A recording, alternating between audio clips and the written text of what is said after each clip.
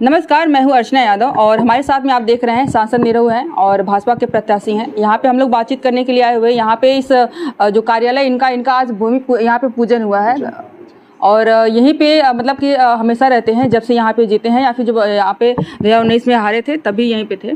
तो जो है 2024 की जो सरगर्मियाँ हैं वो तो पूरा जोरों पे है, शुरू हो चुकी है। और यहाँ पे अगर आजमगढ़ की बात करें सर तो दो नाम जो लिया जा रहा है, एक सपा का और एक आपका, बराबर कंपेयर किया जा रहा है। लोग कह रहे हैं कि यादवों का वोट जो है कि कट जाएगा। आपको इस पर क्या लगता है?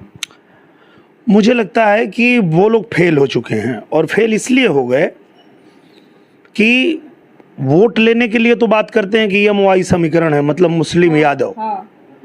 पर जब टिकट देना होता है तो कोई यादव दिखता नहीं उनको, तो इसलिए सब यादव कट गए और यादव सब मेरे साथ आ गए। क्योंकि यहीं गाजीपुर में एक मुसलमान को टिकट दे दिए, आजमगढ़ में यादव को टिकट देना हुआ तो फिर अपने घर से क्यों भेज दिए? आजमगढ़ का कोई होता, वो जीतता चाहे हारता, वो यहाँ रहता। पर ये 3 दिन वाले नेता हैं, सब 3 दिन के लिए अभी आए थे, फिर 3 दिन के लिए आएंगे, फिर गायब हो जाएंगे। एक फैन फॉलोइंग होती है नेता को लेकर के, पार्टी को लेकर के, चाहे साइकिल की बात की चाहे कमल की बात की जाए, उसका कितना असर पड़ता है जाति और धर्म से? पहले तो असर था, पर अभी जो असर है वो सब नरेंद्र मोदी जी का है।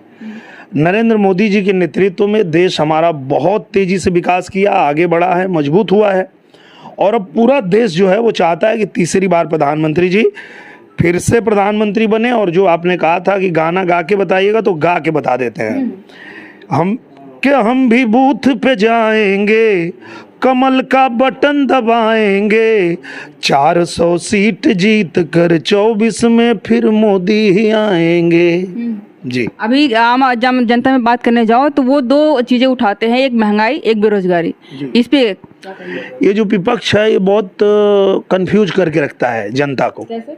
बताता हूँ, देखिए आप समझदार हैं, समझ जाएंगी और जो जनता है वो भी समझ जाएगी। ये लोग बार बार बेरोजगारी की बात करते हैं। हाँ। पर ये नहीं बताते हैं कि खाली सरकारी नौकरी ही रोजगार नहीं होता है। आम जनता तो यही मानती है। ये लोग सिखाए हैं ना, इसी में तो उनको ये लोग खेल गए। जैसे मैं आपको बताता हूँ, भारत में जो पूरी सरकारी नौकरी है वो 80 लाख है। अब मान लीजिए 1 करोड़ भी हो जाए तो चाहे प्रधानमंत्री नरेंद्र मोदी जी रहें, चाहे राहुल गांधी जी रहे, चाहे कोई रहे, 1 करोड़ ही सरकारी नौकरी है तो कहां से 140 करोड़ सरकारी नौकरी पैदा करेंगे आप? तो कहने का मतलब यह है कि सरकारी नौकरी को रोजगार बोलना बंद करिए। रोजगार वो है जो प्रधानमंत्री जी दे रहे हैं। प्रधानमंत्री जी कह रहे हैं कि अपना रोजगार करो, ये हमारा जो विश्वकर्मा योजना में पैसे ले लो, आप रोजगार करो। आप कोई भी काम, मैं फिल्म बनाता हूँ, रोजगार नहीं है। कोई आदमी अपना कुछ काम कर रहा है, खेती का काम कर रहा है, वो रोजगार नहीं है।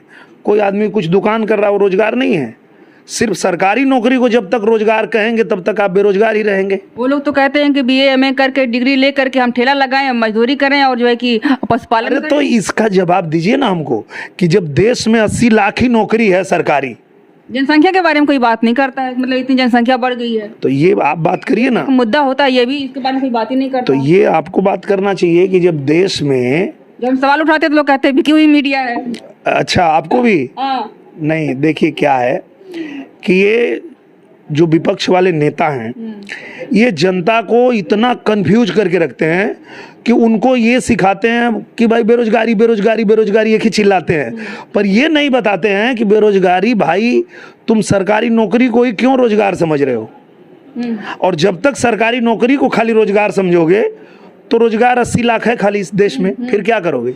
वही तो ये बात तो इसका उत्तर क्यों नहीं मिलता लोगों को? या विपक्ष बताना ही नहीं चाहता है या फिर जो राजनीति का एक मुद्दा हो जाता है? विपक्ष नहीं बताना चाहता, हम बताते हैं। हमारे प्रधानमंत्री जी कहते हैं आप पढ़ाई कर लिए, आप रोजगार पोर्टल पे अपना रजिस्ट्रेशन कराओ, आपको जितना पैसा चाहिए सरकार देगी, आप रोजगार करो। और दे रही है सरकार बिना किसी ब्याज के।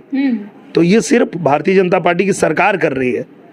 वो सिर्फ इनको भरमाएंगे, इनको मतलब गुमराह करने के अलावा उनके पास कोई काम नहीं है। जी। मोदी जी कहते हैं कि ये सिर्फ विदेशों में यात्रा करने वाले हैं, देश में जनता जल रही है, मर रही है, गरीब किसान जो है कि पीड़ित हैं, महंगाई इतना ज़्यादा हो गई, लोगों को खाने को नहीं मिल रहा है, 5 किलो राशन दे करके लोगों को भ्रमित कर रहे हैं। इस पर आप क्या कहना चाहेंगे? मुझे लगता है देश की जनता खुश है। देश की जनता ने देखा है कि प्रधानमंत्री जी के नेतृत्व में कैसे देश आगे बढ़ा है, एक एक व्यक्ति कैसे मजबूत हो रहा है, हर क्षेत्र में काम हो रहा है। शिक्षा का क्षेत्र हो, आप चाहे सड़कों के देख लीजिए, चाहे आप हमारे मेडिकल के क्षेत्र में देख लीजिए, हर क्षेत्र में अच्छा काम हो रहा है। जनता खुश है। अगर इस देश में बेरोजगार हुए हैं तो विपक्ष के नेता हुए हैं, और ये बेरोजगार ही रहेंगे, इनका कोई इलाज नहीं है, क्योंकि इनकी जो राजनीति है वो जिस बेस पे है वो खत्म हो चुकी है। देश की जनता ने इनको नकार दिया है।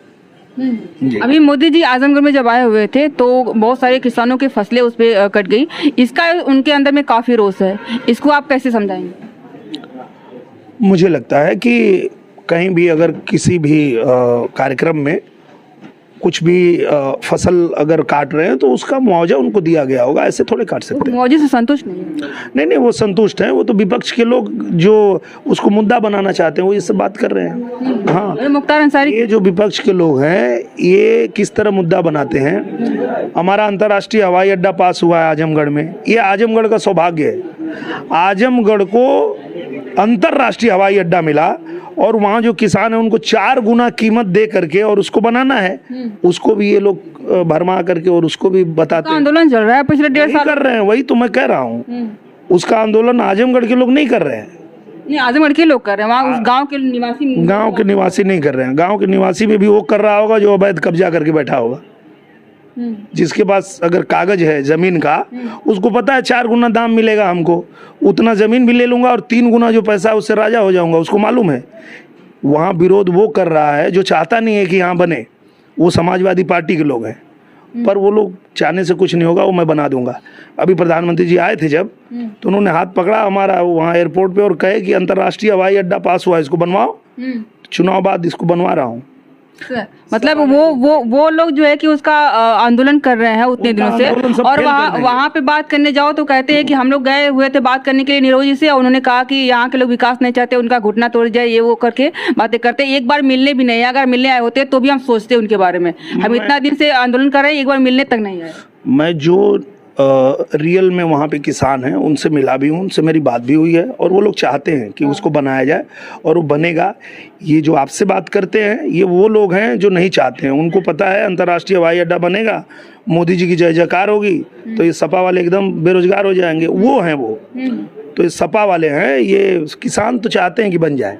इंटरनेशनल एयरपोर्ट की बात हो गई, रेलवे के बारे में हमेशा बात होती रहती है। अभी हमेशा मेरे कमेंट्स में आते हैं, खासकर मैंने ही मुद्दा उठाया था, तो मेरे कमेंट्स में आते हैं कि जो गोरखपुर वाया आजमगढ़ होते हुए बनारस के लिए रेलवे लाइन बिछाने वाली है, इस पे कितना प्रोग्रेस है और कब तक ये धरातल पे देखने को मिलेगा? उनको बताइए कि सर्वे हो गया उसका, पूरा वो रूपरेखा खींची जा चुकी है कहाँ से कैसे बनेगा।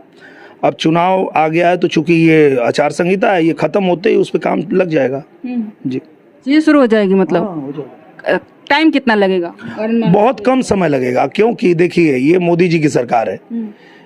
ये मांग तो 70 साल से चल रही थी ना। हाँ, बहुत दिनों से। 7 महीने में पास हो गया, सर्वे भी हो गया। लेकिन यहाँ तो ये दिखने को मिला था जब मोदी जी आए हुए थे तो इसके बारे में कोई बात ही नहीं करी, न्यूज में हमने देखा नहीं, पर वो बन जाएगा तो उसका उद्घाटन भी मोदी जी आके करेंगे, चिंता करने की कोई बात नहीं है। 400 पार की बात करते हैं लोग, और बात करने जाओ तो लोग कहते हैं 400 पार नहीं 400 हार होगी। अगर 400 पार भी उनका होगा भी तो ईवीएम जो है कि हैक करके उन्होंने बैठे हुए हैं और कहते हैं कि उनको पता है कितने चीजें हमारी सीटें आएंगी। तो ईवीएम पे आप क्या कहेंगे? गाना हो तो कुछ सुना करके। इसका गाना तो एक ही है, नाचे ना वांगन टेढ़। क्या है, जहाँ ये जीतते हैं तो ईवीएम ठीक हो जाता है।